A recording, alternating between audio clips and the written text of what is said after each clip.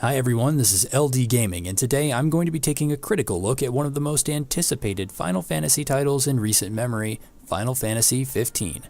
Developed by Square Enix and released on November 29th to generally favorable reception, and it's since become one of the fastest selling Final Fantasy titles. The history surrounding this game is a long one, and I won't get into that here, but it is important to know for newcomers to the series that this game has been in development since 2006, and it was originally going to be a PlayStation 3 title. A common trend in the industry with games with this long of the development cycle is that they come out a little worse for wear for the extended journey. Development also changed hands midway, and it's definitely clear that this impacted a vast majority of the final design decisions. If you want to familiarize yourself with the background on the development process before watching this review, I've included a link in the description to an article. Feel free to take a quick read and join us back here when you're done. Anyway, without further delay, let's take a look at how Final Fantasy XV stacks up in 2016.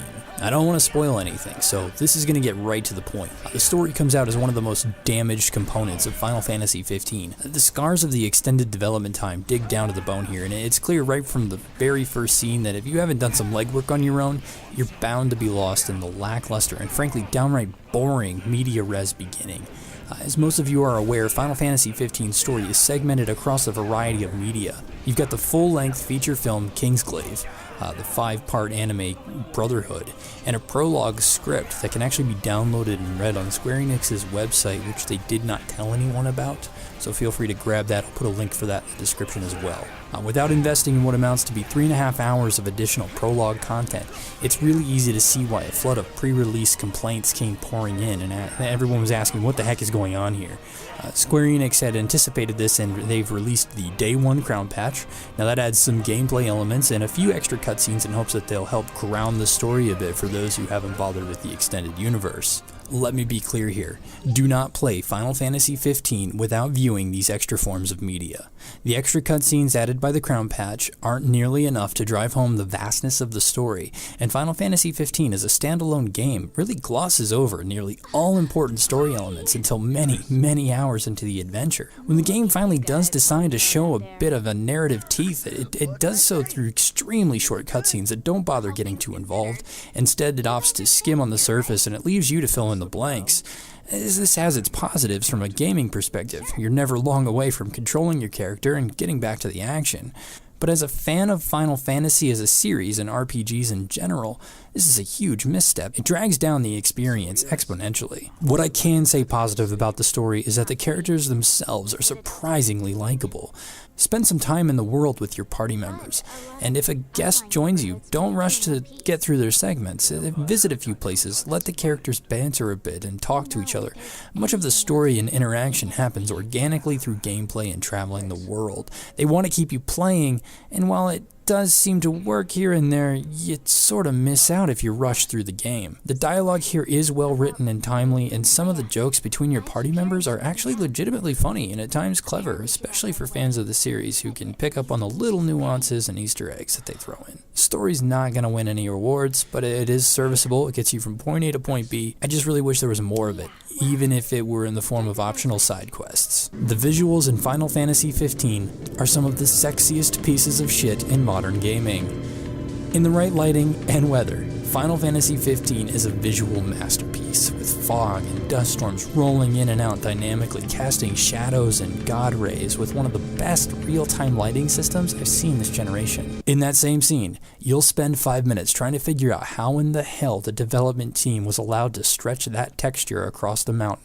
It is done so poorly that it actually had me questioning whether the game was actually functioning properly. The streaming of the textures and the draw distance is abysmally close to the camera. It's so close that you'll often catch up to it while driving around the world, and everything becomes a mess of blurred polygons, and it's disgusting. It genuinely takes you out of the experience. Some portions of the game feel like they were slapped together in the last month or two of development, specifically in Chapter 9, which showcases this Beauty and the Beast struggle that the game has perfectly. You've got things like particle effects and clothes and animations. The monster design itself and the geometry of the world, how it's built, is actually really superb. And when you're not moving very fast through these open spaces, the game has a chance to catch up with itself and provide you with really great visuals, but we cannot ignore that graphically, Final Fantasy XV very often shows its PlayStation 3 roots, and it's a huge problem. The audio in Final Fantasy XV is a mixed bag. The English VA is surprisingly serviceable, and those who were concerned after watching Kingsglaive that this might be a mess can calm down a bit. While delivery is sometimes less than optimal and the game has its moments of pure cheese, all the voice actors do a generally acceptable and sometimes even amazing job. The sound effects are great, and there's nothing quite like the booming sound of a well-placed fire spell exploding and raining hell down upon your enemies. Outstanding! Yep.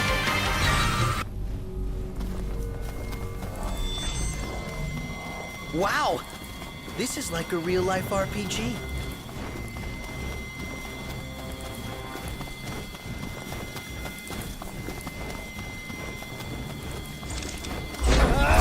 Let me give the orders this time. Just keep it short. Attack!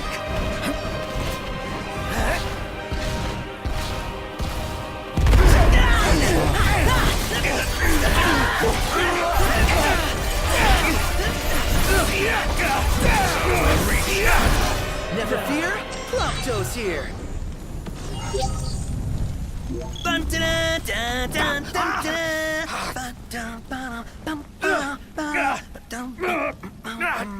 This sounds like you're having fun.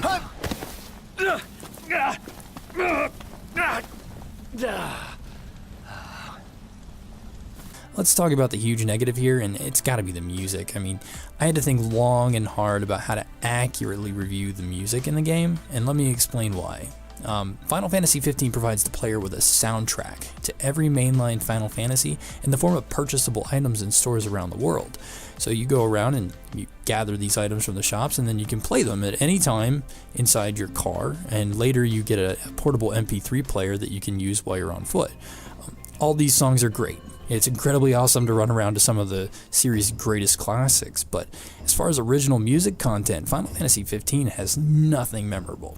I can't walk away from this game humming any tune specifically to itself. The few times we are granted some overworld music, it's like a muted track that doesn't bother letting itself shine at all. It's really quiet. And I also have to briefly discuss a thing that I've seen in a few other reviews.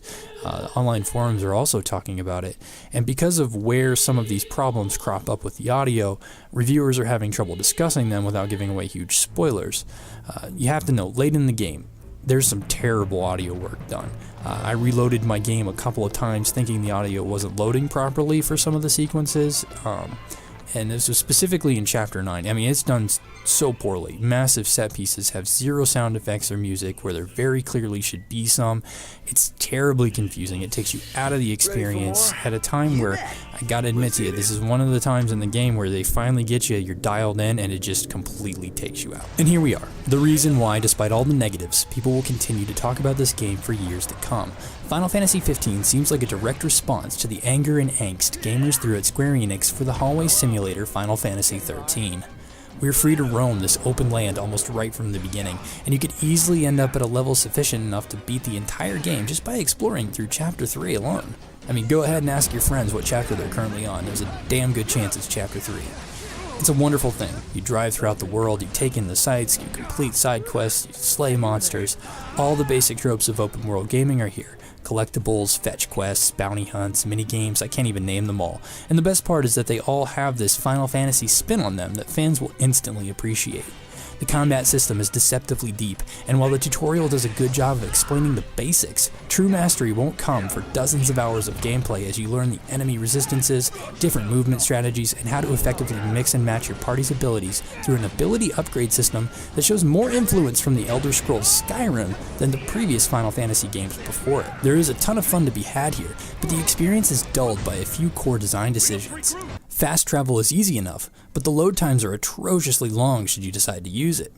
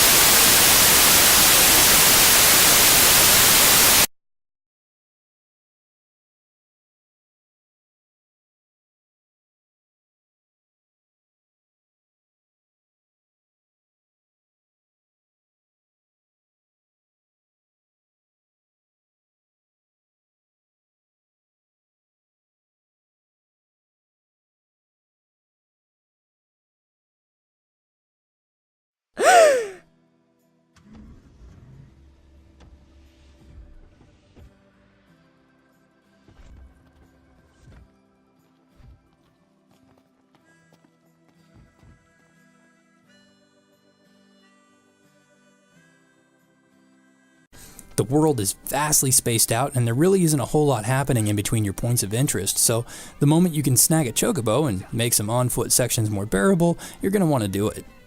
The camera is a struggle, positioning itself behind shrubbery and getting hung up on walls or the ground. It's constant. There's also a specific combat mode called Arbiter that has caused the camera to go absolutely batshit every time I've used it. I don't know what the problem is there.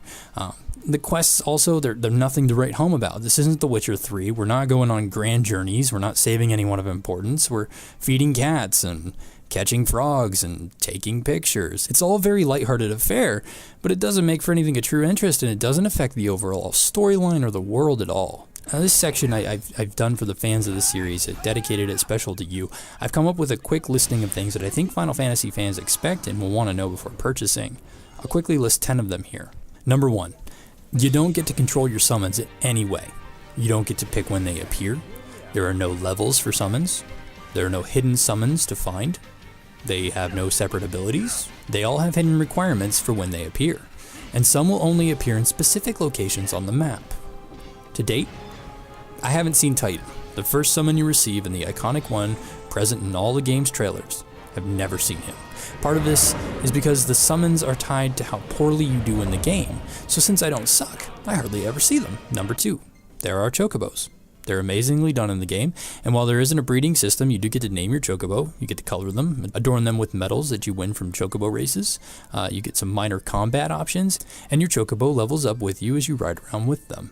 Number 3, the iconic Final Fantasy monster list is almost entirely here, including weapons. Number 4, Moogles aren't actually in the game. There's a doll you can toss to use as a decoy, but no actual Moogles. Number 5, while you can save anywhere, you cannot save during dungeons. This brings back that old save point feeling really well, and I dig it a lot.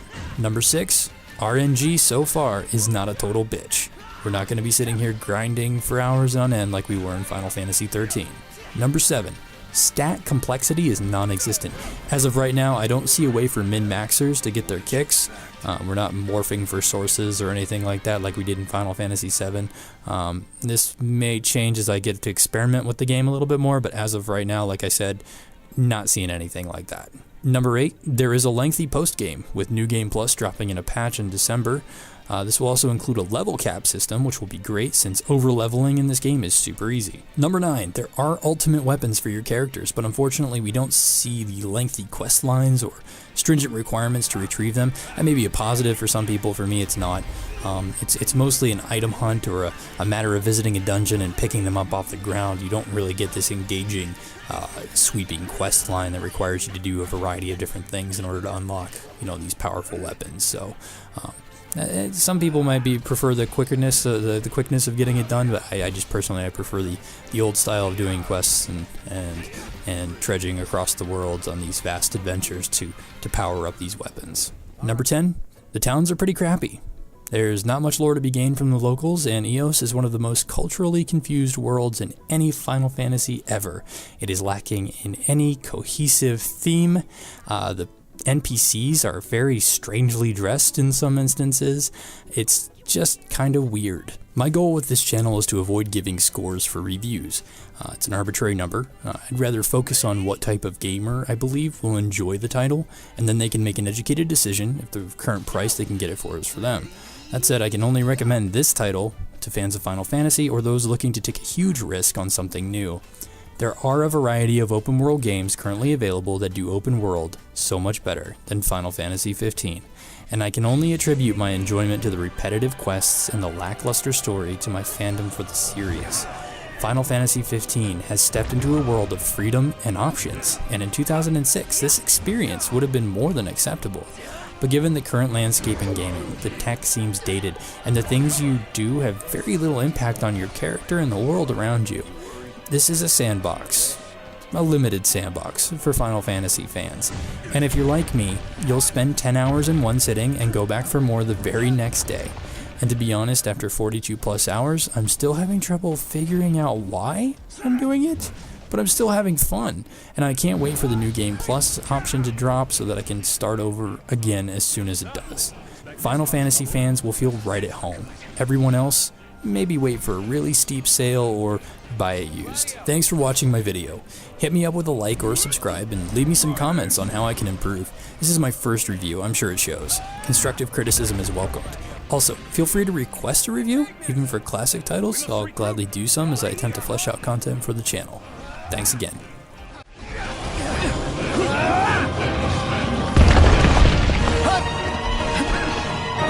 One false move and we're done for.